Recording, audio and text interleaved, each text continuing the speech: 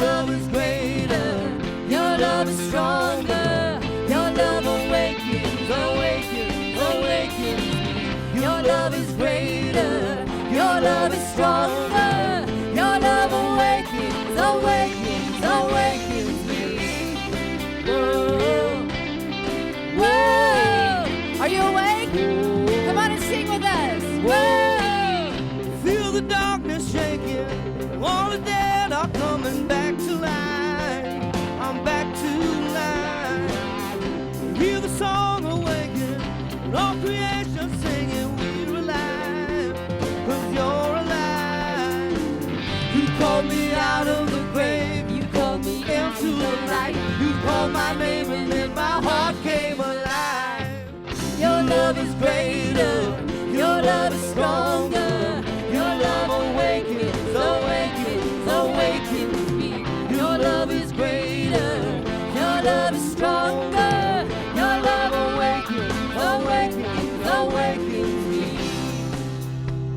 Oh, what a love we found. Death can't hold us down. We shouted out, we're alive, 'cause you're alive. And what a love we found. Death can't hold us down. We shouted out, we're alive, 'cause you're alive. And what a love we found. Death can't hold us down. We shouted out, we're alive, 'cause you're alive. Your love is greater. Your love is stronger. Your love awakens, awakens, awakens me. Your love is greater. Your love is stronger. Your love awakens, awakens, awakens me. Your love is greater. Your love is stronger. Your love awakens, awakens, awakens me. Your love is greater. Your love is stronger. Your love awakens, awakens, awakens me.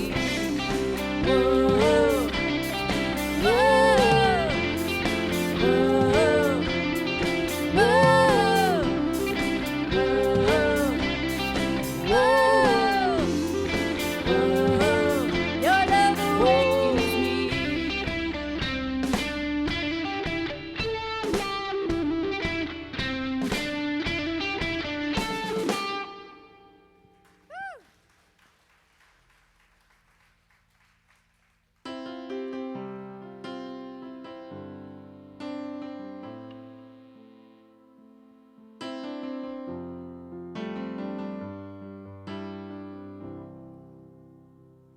Let me be filled with kindness and compassion for the one for whom you loved and gave your Son for humanity. Increase my love. Help me to love with open arms like you do. A love that erases all the lines and sees the truth. Oh, that when they look in my eyes, they would see you. Even in just a smile, they would feel the Father's love. Oh, how you love us. From the homeless to the famous and in between. You formed us, you made us carefully. And in the end, we're all your children. Help me to love with open arms like you do. A love that erases all the lines and sees the truth. Oh, that when they look in my eyes, they would see you. Even in just a smile, they would feel the Father's love.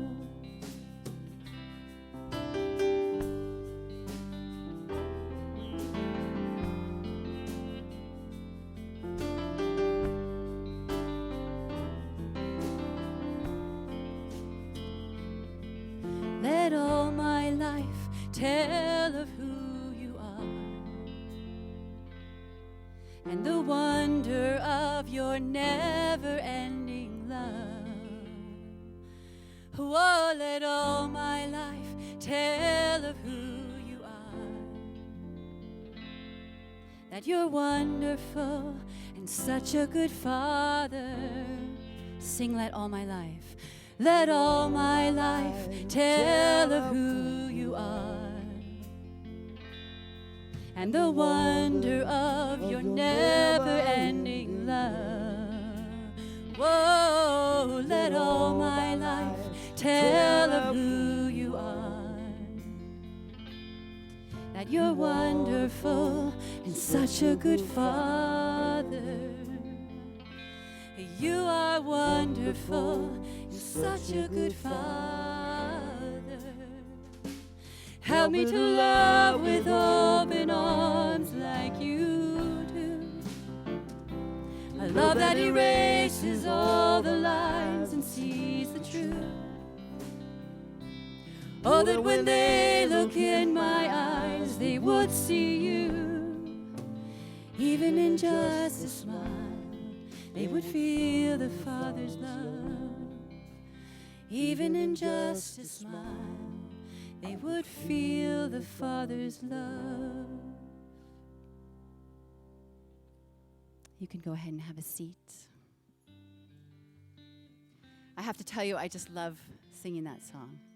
That song is amazing to me. I love the part that it says that God loves us from the homeless to the famous and in between. Isn't that just awesome, right? The whole spectrum. And he says, and in the end, we're all your children. I think when Jesus came, it was a really radical idea for him to come for everyone, right?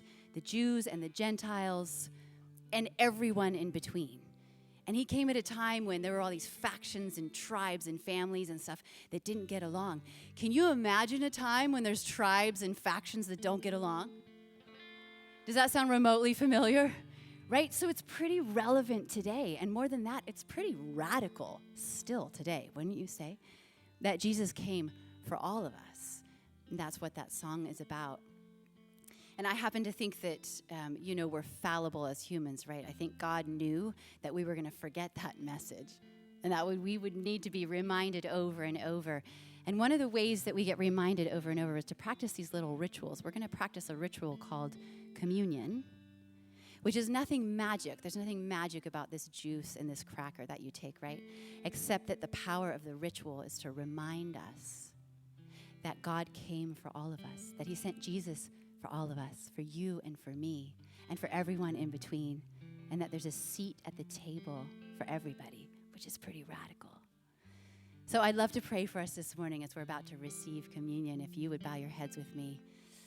Dear Heavenly God, what an amazing and crazy and radical notion that you sent your Son for everybody, so that we could all have a seat at your table, God. Because in the end, we are all your children. Thank you so much for that this morning. Amen.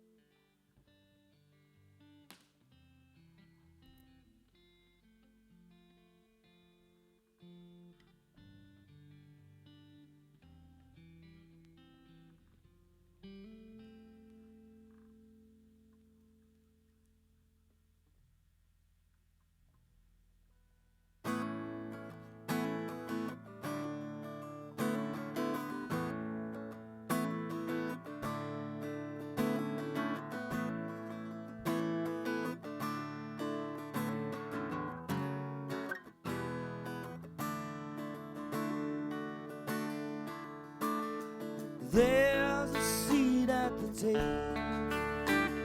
The Father turns no child away. Come and be loved by the Savior. Take a seat at the table today.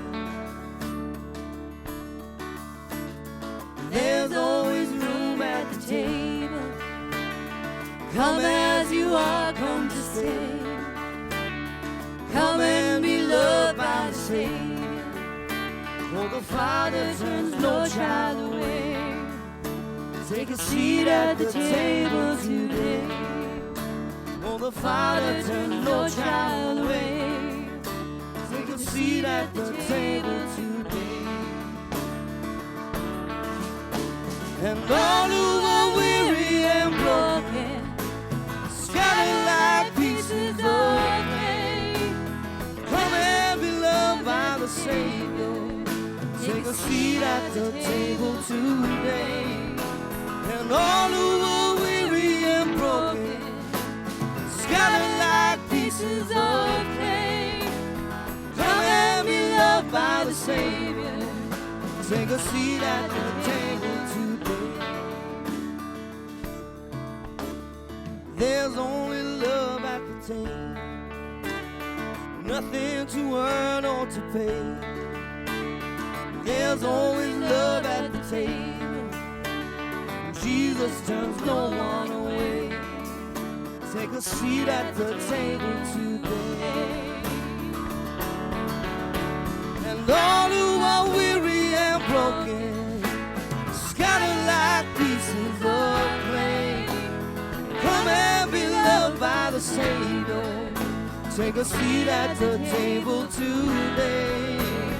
All who are weary and broken, scattered like pieces of clay, come and be loved by the Savior. Take a seat at the table today. There's only love at the table, nothing to earn or to pay. There's only love at the table.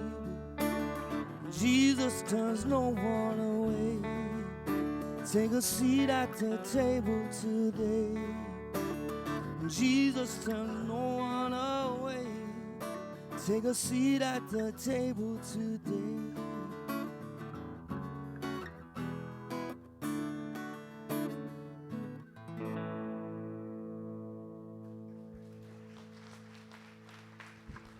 Hi, go ahead and have a seat. Welcome to New Life, guys. My name is Diva, if we have not met, and I'm glad you're here. We have a fun-filled morning for you this morning. So I'm going to walk you through a couple things before Ron comes on out. And the first thing is we have a big day here at New Life. It's our Next Gen soft launch. So if you checked in kids this morning, things were a little bit different. They're in different classrooms. The environments look a little bit different. So thank you for your patience. And throughout the service, if you could just say a little prayer that God would meet us in our mess, if there is one out there. So I know it's their first time trying it with kids and everything, so we're excited for that. You should have gotten a program when you walked in, and inside is your Connect card. And I'm going to walk you through this. It's a tool that we use here at New Life to communicate prayer requests or praises, or you can respond to something in the nutshell. And there is a 6K that you can respond to in the nutshell. Some of you asked, why is 6K, not a 5K? I don't know why. I know I'm wearing a shirt that says I should know, but I don't know. It was, you can mark on that, and they'll send you information, and you can ask that question.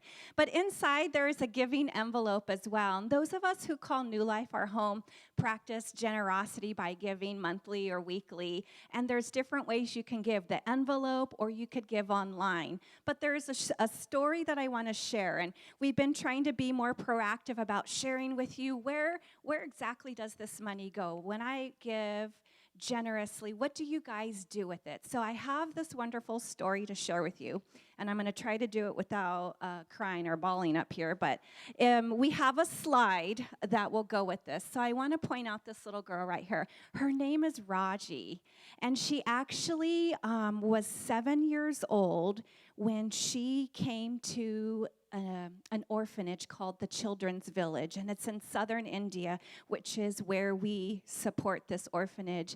And as I was talking with Ron this morning, he says he remembers her as a 7-year-old. So that kind of just tells you the partnership that we've had for so many years. So throughout our support and the support of other churches, 16 years later, Raji has graduated from high school. She completed her college training. She's a teacher now at the school she once attended. And the big news is that Raji is getting married. And we all love going to weddings, right? She's getting married. But here's the thing. In a land where her culture arranges marriages, she grew up thinking as she was living in this orphanage that she would never have this opportunity to get married. Because when you arrange a marriage, nobody wants to arrange that marriage with someone else who doesn't have a family. And being in that orphanage, she didn't have any family. So I highlight this story for you because it just shows through our generosity and love here in little old Petaluma, right? We're so far away. It feels like we're far removed from southern India, but you can just see how this is touching the lives across the continent, the world, actually. So she's a trailblazer for that. She just had people around her celebrating and pouring in love to her, letting her know that she could do anything with God and be anybody if she had God right by her side. And that's exactly. So this is one of the reasons that we give generously here. And if you were ever curious to know more about that orphanage or our partnership in India, I would encourage you to ask questions. Ron is a great resource. He is really good friends with the partners out there, and he could answer those questions. So that's just one story there. I try to tell different stories that the staff tells me, just so you know how it's impacting others. So at the end of the service, we're going to be collecting those Connect cards and generosity envelopes, so you'll have time to fill those out. Before we get into our service, though, we have a new series called Sacred Spaces, and Ron's going to be coming out here. We have a little community groups video for you, so I'm warning you. We were doing it New Lifestyle. It's cheesy. That's what they told me. I haven't seen it, but they said it's cheesy, but you don't want to miss the point of the video. So we're going to go ahead and roll that, and then Ron will be out in a sec.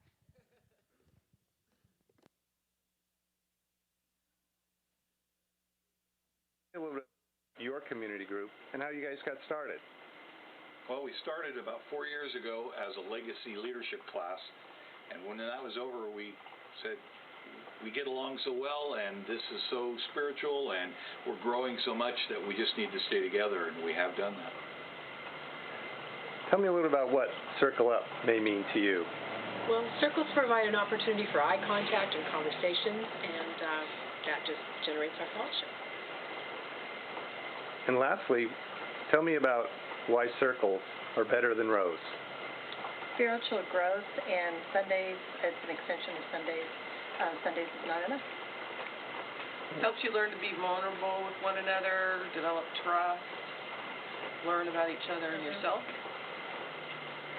Eye contact is very important when you have any kind of closeness with people, and that's the only way you can do it is through circles. Amen. Well, thank you guys so much for this interview. I want to thank you and enjoy your group. And Thank you. 1, 2, 3. Better together! Those are some of my favorite people in the whole world in that video. Don't you think they should go to Hollywood? Yeah. You know what? What they're doing is way more important than anything Hollywood does. They're experiencing life change together. And, you know, it's not, it's a rare thing that people would bond to the point that they would make huge sacrifices for each other. And are you enjoying the beautiful scenery?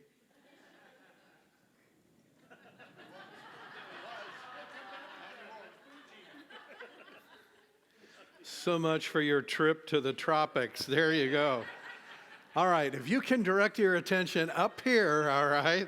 I'm sure Justin can handle that on his own. All right. So you've seen this little sign around our church. I just want to explain what it means.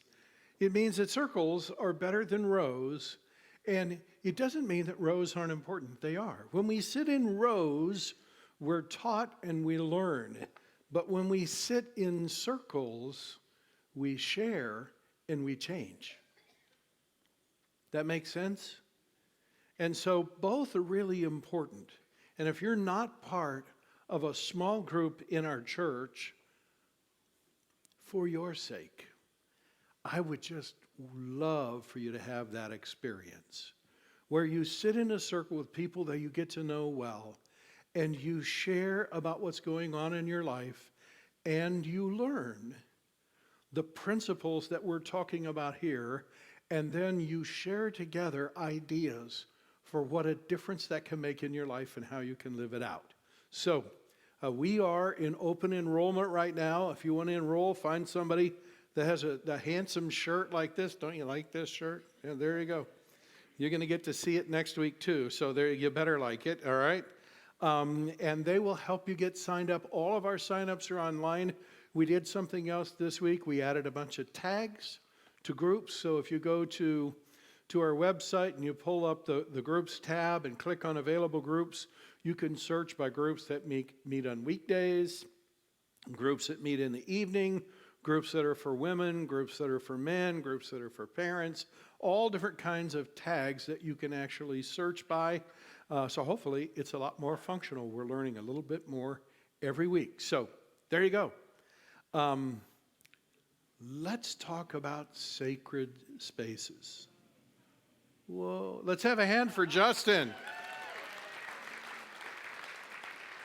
Thank you, Justin. Let's talk about sacred spaces. I want to start with a question that I know you have asked yourself in the last little bit. Why is our world so polarized? Virtually every time, do you cringe when you watch a political debate? I do. When it's done, I go, that is brutal. Why is the world so tribalized? I loved what Darby said.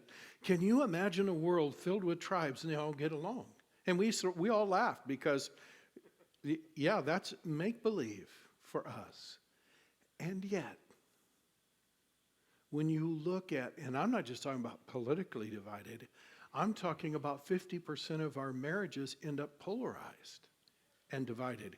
And listen, no guilt for anyone who's gone through a divorce. This is not about that. I'm much more concerned about the marriage you're currently in.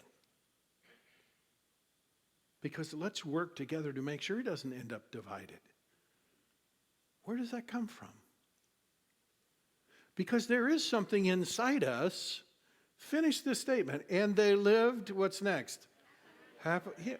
Yes. Because there's something on the inside of us that knows that when life is right, that's how it looks. But when life is wrong, it looks all polarized. And we sit here, as Diva described, in little old Petaluma, and think, how can we change the world? Because there's no doubt in any of our minds that it needs changing. And I love what Dr. Krish Kendaya, who recently spoke at the Global Leadership Summit that we hosted here about a month ago. I love one of the things that he said. He said, few people have the opportunity or ability to change the world, but everyone has an obligation to what? Change their world. Wow. So that's what we want to press into. And I would like to suggest that one of the solutions, and perhaps the bedrock principle that we are losing sight of in our world, is this idea of sacred spaces. Have you ever heard someone or caught yourself saying, my, nothing seems to be sacred anymore? Have you ever felt like that? Yeah. Somebody's messing with everything. I want you to think in your mind of the home that you grew up in, and I'm pretty sure that somewhere in the home you grew up in, there was a sacred space. something you didn't mess with under any circumstances. It might have been your dad's recliner. And you knew when Dad walked in the door, you got out because that was his sacred space. Well, I'll tell you a little story out of my life. I grew up, I know, isn't that great? I grew up in a home where we didn't have much money, and there were very few really nice things in our home. But someone had given my mom an antique bowl and pitcher set that looked exactly like that. And the bowl was like this big around, and the pitcher was that tall. It was big, and it was beautiful. And when she got it, she put it on the nightstand right beside her bed, and she got my older brother and I into the bedroom, and she said, "Don't you touch that." We didn't have to ask what that meant. We knew that is a sacred space. So we didn't. She had also told us not to play basketball in the house. We obeyed the first part, but not the second. And my brother and I were in a different room, dribbling a basketball and trying to steal it from each other when we heard a horrible crash. And we went into my mom and dad's bedroom, and there was that beautiful bowl and pitcher smashed to pieces on the floor because the dribbling of the basketball had vibrated it off. Yeah. My parents still love us. That's a miracle, right? My mom still loves me. That's a miracle too, all right? So you don't have to worry about that relationship. There was, can I say, a little hell to pay for that? So what does sacred mean? When we talk about sacred spaces, it's very important that we understand what sacred means. So I just went to the dictionary and looked it up, and the word sacred actually has 3 primary meanings, and they are all really, really important. And they all perfectly apply to the concept of sacred spaces. And here's what the word sacred means. It means belonging to God. It means to be treated with great respect. It means never to be infringed or dishonored in any way. So when something is sacred, it means all 3 of those put together. Now, in our last series called The Jesus Effect, we talked about the fact that Jesus brings this lens that enables us to see things differently. And so I want you to think about a pair of glasses that would have the Jesus effect. And the amazing thing is, when we allow Jesus to bring that lens to our lives, we end up seeing sacred spaces where other people never see them, where we couldn't see him without him. And we end up understanding that marriage is actually a sacred space. Listen to me carefully. That means that marriage belongs to God. It's not up to us to do with it what we want to. It means that family belongs to God. It means that even when you correct your children and instruct your children, these things might be under your control and they might be considered your possessions, but they don't really belong to you. They belong to God. They are to be treated with respect. And they are never, under any circumstances, ever to be infringed on or dishonored. Now, imagine if in a political debate, each of the candidates viewed the other person as a sacred space that belongs to God, is to be treated with respect, and is never to be dishonored. It might change the tone of the debate, don't you think? Yeah, because I would suggest to us that in many ways, as a culture, we have lost sight of what sacred space is supposed to be. Jesus, in his final prayer before he left and ascended to heaven, prayed this: I pray, speaking of you and me, I pray that they all will be what? One. And I can assure you, without the concept of sacred spaces, there is absolutely no way that you and I could ever be unified into a single group of people who have great love for each other and great love for everyone else in our world. Which brings up a very interesting question. What is the foundation of these sacred spaces? What are they built on, and what are they built of? And that's really what we're going to press into over the next 3 weeks. And today, I'm just going to lay a general foundation that everything else will flow out of. And so it's really important that you get the one concept that we're going to learn today, because it is life-changing. And though it's simple, it's not easy. Simple to understand, but very profound in how it changes our life.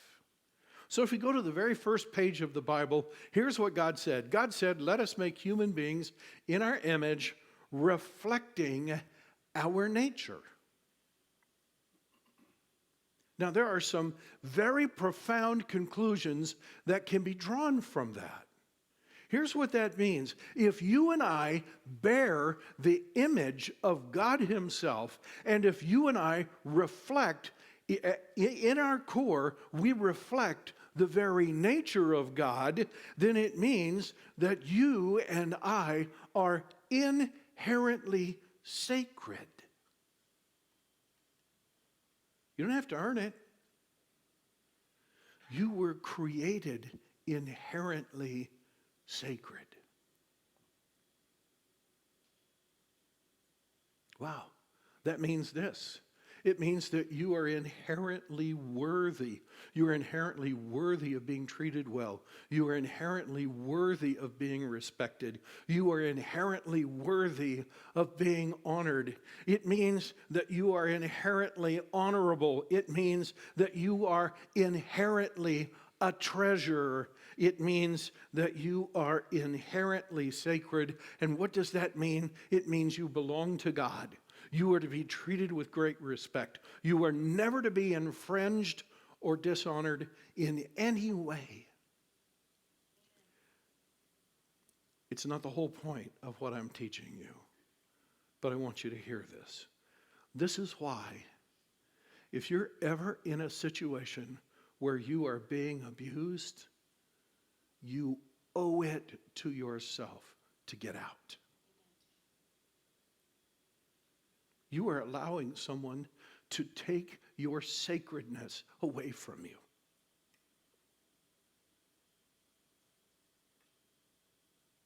That's not okay. That's never okay. If your children are being abused, you owe it to them to get them out of that circumstance. Even if you're married to their abuser, you owe it to them. Do not allow someone you're married to steal your child's sacredness. Do you hear that? Yeah. That's serious stuff. Because your children are inherently sacred. They belong to God. They are to be treated with great respect. Listen, parents, it's for free. It's not actually in my notes. But when you have to correct your children, never belittle them, ever. When you do, you steal a piece of their sacredness because you dishonored them. You correct and instruct them with great respect for them.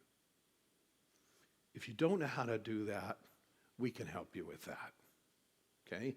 This is why when you yell at your children, you are yelling at God's property. I don't say that to make you feel guilty. I want you to change what goes on the inside. Because here's the truth today. The sacredness of every human being is the foundation upon which every sacred space rests. It's the sacredness of every human being. So I want to illustrate this, and we have a bunch of diagrams, so here you go. And be glad I didn't bring out the flip chart and try to draw it. All right, here we go. It's a little more professional. So we have a typical family here. We have a dad, a mom, and we got 2.3 kids, but I didn't know how to do a 0.3, so I just put another whole kid up there, all right? So we have a dad and a mom and 3 kids, all right? And let's just assume that this family goes to church and they want their family to be sacred. So how are they going to make this a sacred space? Are they going to read the Bible every day to their kids? Listen, that's an awesome thing to do and a wonderful thing to do. But I can show you tons of people who read their Bible every day to their kids, and their family is not a sacred space. Yeah. Is it praying every day with your kids? That's a great thing to do. But I can show you people who pray every day with their kids, and that family is not a sacred space. I wouldn't want to live in it. Yeah. Go to church every Sunday. That's a good thing too. But that won't make your family sacred. Because you and I both know we've all been in the car and fought on the way to church and then smiled once we got there, right? Because you know what? We left an unsacred space and walked into a sacred one. We admitted that our family wasn't all that sacred. There's only one way that this family can be sacred, and here it is. It's when everyone in that family understands and treats everyone else in that family as if they were a sacred human being created by God and owned by Him, and to be treated with great respect and never to be infringed and never to be dishonored. And when they do that, when they read the Bible, it actually does way more for them. When they pray, it does way more for them. When they go to church, it does way more for them, because it's not in the reading of the Bible or praying or going to church that makes it a sacred family. It's when everyone in the family realizes that we are all sacred. I want to illustrate this out of the life of Jesus. Master teacher, easily the most influential person who's ever lived. And I want to tell you a story. And the story is about, it's about a guy by the name of Matthew. And let's see if we can put a little skin on this story. Because Matthew, the Bible says, is a tax collector. And if you grew up in church, well, yeah, I know what that means. It means he's, one of the sinners and nobody liked him. No. It was not easy to become a tax collector. It was hard. It was painful. I don't know a lot about Matthew's background, but I do know this. In order to be a tax collector, you had to become a traitor to your country. No one makes that decision lightly, but it's way worse than that. In order to become a tax collector, you had to be willing to be disowned by your family. And you had to be willing to be disowned by any of your friends. So what was it that would cause Matthew to become a tax collector? Do you think it was greed? I don't think so. I think Matthew grew up in a place that was so painful and so dark, and he felt so marginalized that when the opportunity to become a tax collector presented itself, it didn't seem all that bad to him, because he was probably already marginalized by his family. He was probably already marginalized by society. He probably didn't have that many friends. And he probably figured out, if I'm going to be an outcast, I might as well get paid for it. And Matthew knew that once you made that choice, there was no going back. That was a one-way decision. Until Jesus. Jesus alone offered a way back. And one day, Jesus was walking along the shore of the Sea of Galilee, and he happened to be passing by a booth or a kiosk or, I don't know, some little structure that Matthew had built, and it was for the purpose of collecting taxes. And Matthew was in his little booth, and he was collecting taxes, basically cheating and swindling people, because here's how taxes worked. You think our tax system might be a little corrupt? Try this one. Rome says you collect out of people whatever you can, and we'll exact a charge from you, and you can keep whatever's left over. And Matthew said, Amen. So he was out collecting taxes. Jesus is walking by, and he says to Matthew, hey, Matthew, why don't you come and follow me? And to everyone's complete surprise, Matthew folds up his little kiosk, takes his cash, and goes to follow Jesus. Let's put a pin in that for a minute. Now let's jump into Peter, Andrew, James, and John's shoes for a minute. What did Jesus just do? He said to a tax collector, why don't you come and join my group? Peter's going, not this one. Are you kidding me? Jesus, you're a rabbi. How far do you think you're going to get it with a rabbi, as a rabbi, with one of those dudes in your entourage? This is awful. You talk about an awkward moment. Man, there they go walking down the shore of the Sea of Galilee, and these guys are used to, being in behind Jesus. Where do you think Matthew might have walked on that walk? Think he was right up next to Jesus? Are you kidding? Peter, Andrew, James, and John, I'm sure, was sucked right up behind Jesus and trying to act like they didn't know that guy. And they're thinking, it can't get any worse than this. It just can't. Everything we had dreamed for Jesus, that deal about you being the Messiah, well, if you invite him in, you could kiss that goodbye. That's never going to happen. And just when they thought it couldn't be worse, take a look at the next verse. Matthew gave a large dinner at his home for Jesus. And everybody, pause right there. I love what Darby said. I love what that song that Spike wrote about a seat at the table. There's room for everybody there. Everybody was there. And then there's this little descriptor, taxmen and other disreputable characters as guests. Just when Peter, Andrew, James, and John thought it couldn't get worse, it did. Now they're sitting at a table surrounded by these people. And they think, oh, it can't get any worse than that. It did. The next verse says, then the Pharisees came to his followers. By now they knew you don't ask Jesus. So they go pick on his followers. And they said, what is he doing? Eating and drinking with crooks and sinners. It's such an interesting insight into the narratives that we write about people. Here's a little diagram to show you what's going on. So you can see Matthew, he's right in the middle.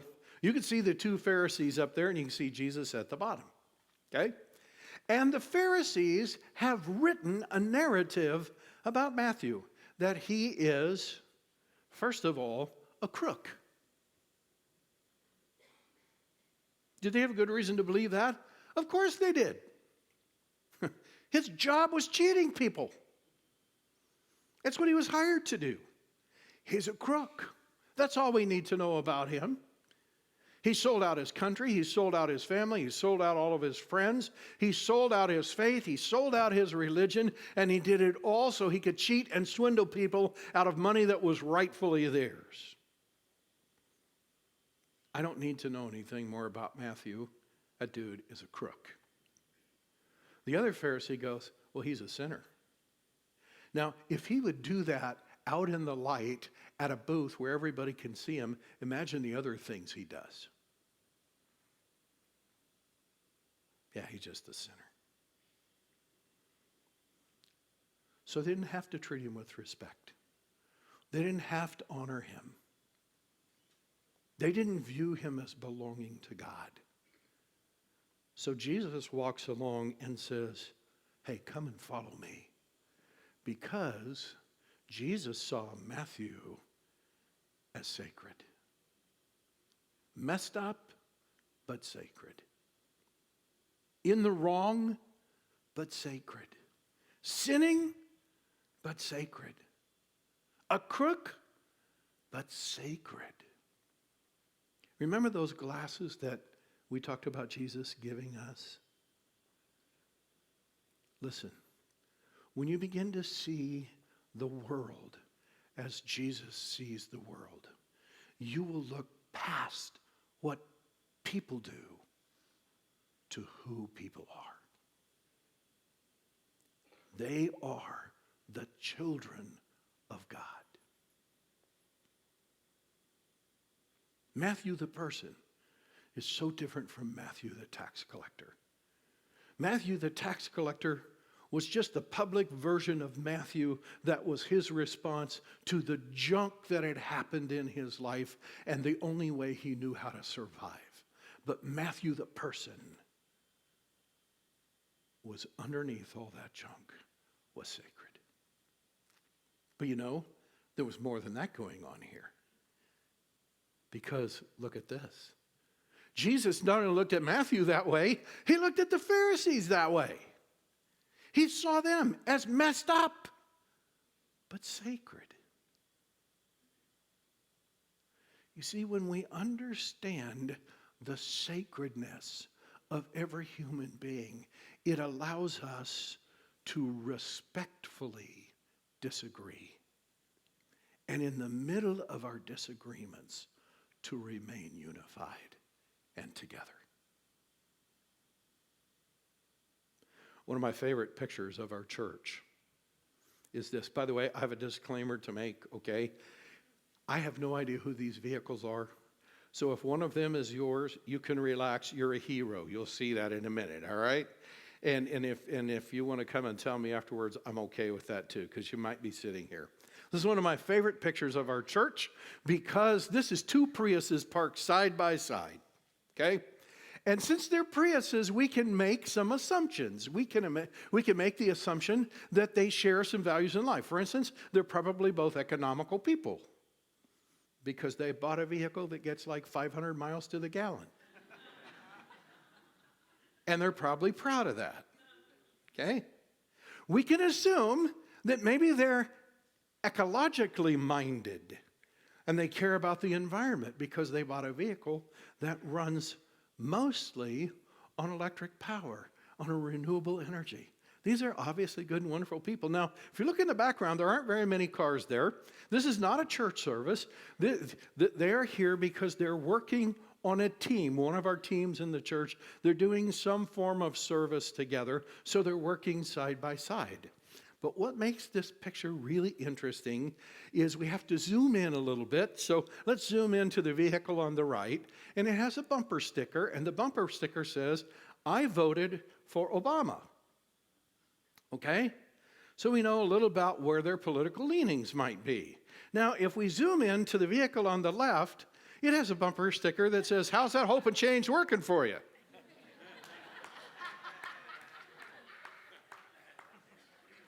You know what I love about that? They both come to the same church. They both work in the same team. They are partners together, side by side in life, and they are treating each other as they are sacred. And they can disagree respectfully.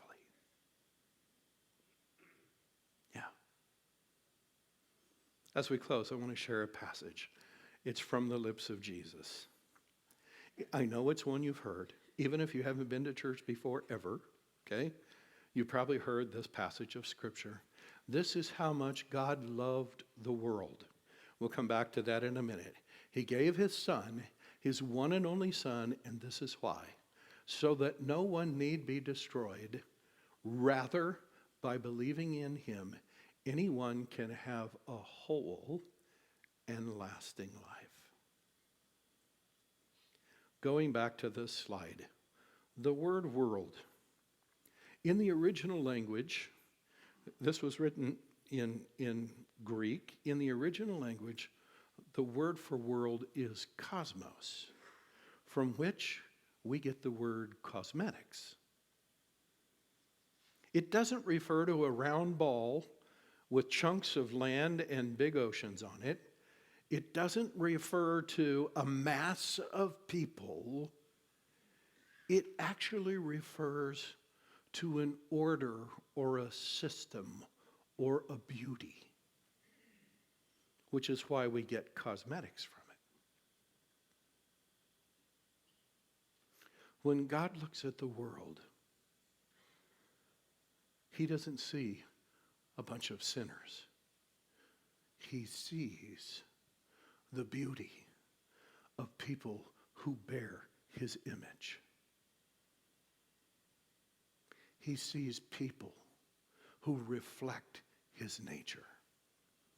He sees people who belong to him, who are worthy, inherently worthy of great respect, and who are never to be infringed or to be dishonored.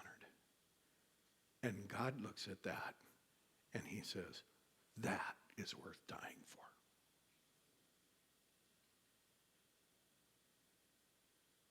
God saw you. Not just what you did, not just what you're doing, not just the attitude you're currently having.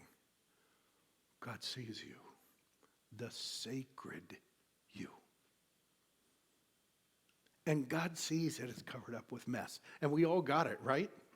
I think in some ways, if you were to draw a picture of our lives, we would all be pig pins in the Charlie Brown thing. We got this little cloud of dust that follows us everywhere we go because we've got enough mess. We all carry it with us.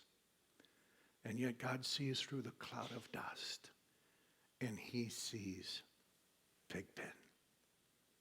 He sees him and says, that guy's sacred. That gal's sacred.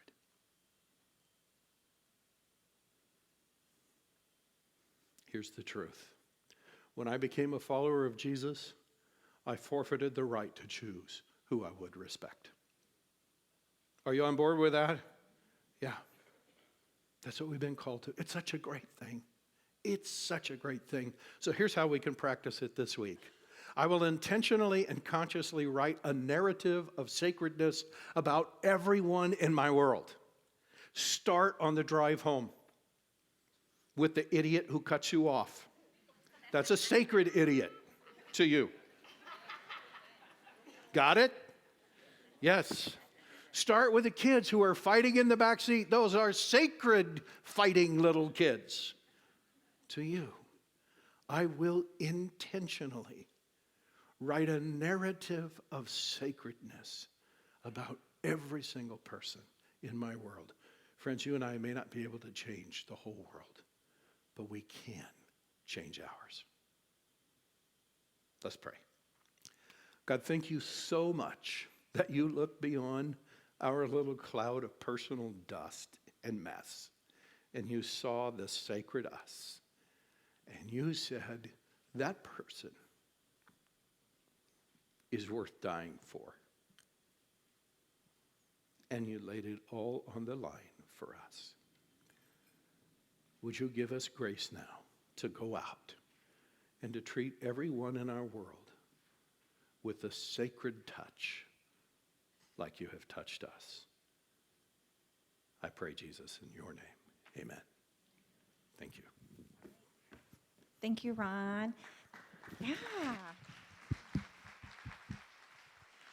this is what I love about New Life, because I've always felt like doesn't matter where you've come from or all the yucky stuff that's going on in your life, we just have open arms here, and we welcome you, and we just want to love on you just like Jesus did. So I get to close our time out together today. So I wanna keep you here because we have a special song at the end that I don't want you to miss if you can stay for it. But our guest services team is going to collect those Connect cards and those giving envelopes. So they're going to go ahead and come forward right now. As a reminder, if you didn't sign up for a community group and you have questions, find somebody in a red shirt or someone who says they are wearing one of these shirts that knows stuff. I might be able to help you out. And we'll get you all signed up so you can start a community group. They actually start this week. Now, Spike, you wrote this next song that we're going to sing, right? And there's a little cooing at the beginning that I kind of like. He kind of goes like, ooh. Can you tease us a little? Yep. Yeah? Okay, and then at the end, you got to wait for the end because then it kind of sounds like he's maybe talking in tongues, but he's rapping. You can't really figure it out. Like one of those infomercials. That's kind of, I think that's my favorite part. Yeah. All right. Both. All right, hit it. Oh, go ahead and stand.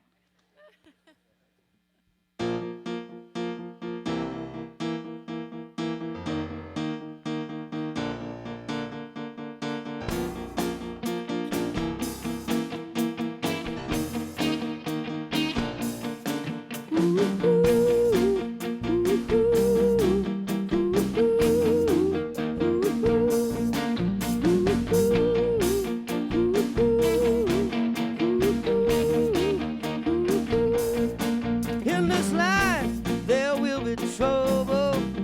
Oh, that much I am sure. But I know who's got the answer. I know love is the only cure. We can spend all our time to the fussing and fighting, to the trying to prove who is wrong and who is right. What good would it do if I prove it to you? Without love, it don't mean anything. It don't mean anything. No, it don't mean nothing. So let's love one another with the love of our Father. Oh, let's love one another with the love of our Savior. Lift up each other, every sister, every brother. Let's love one another with the love of our Savior. Disagreements, that's gonna happen. That's called living in a family. But at the end of every day, it's the love of Jesus on which we agree. So let's keep our focus on the one who unites us. Without Jesus, it don't mean anything. It don't mean anything. No, it don't mean nothing. So let's love one another with the love of our Father. And let's love one another with the love of our Savior. Lift up each other, every sister, every brother. And let's love one another with the love of our Savior.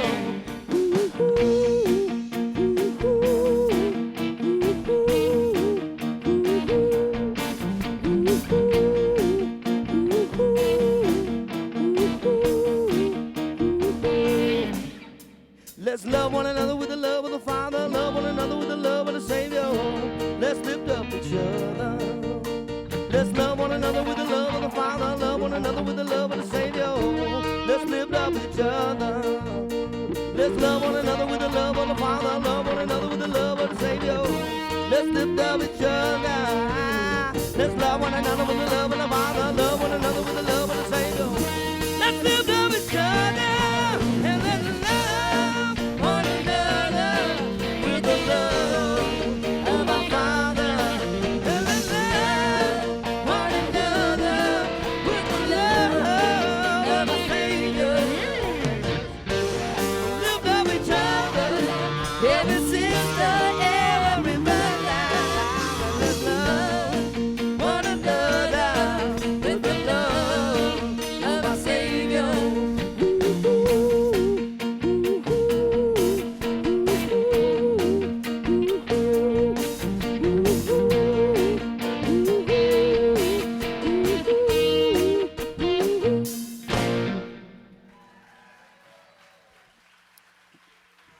God bless you and have a wonderful Sunday. We'll see you next week.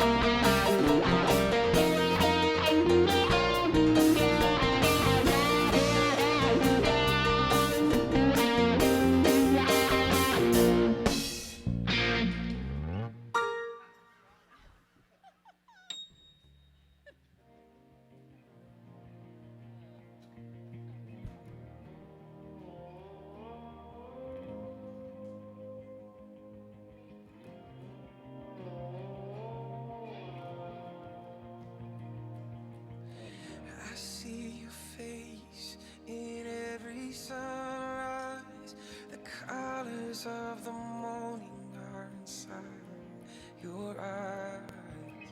The world awakens in the light of the day. I look up to the sky and say, you're beautiful.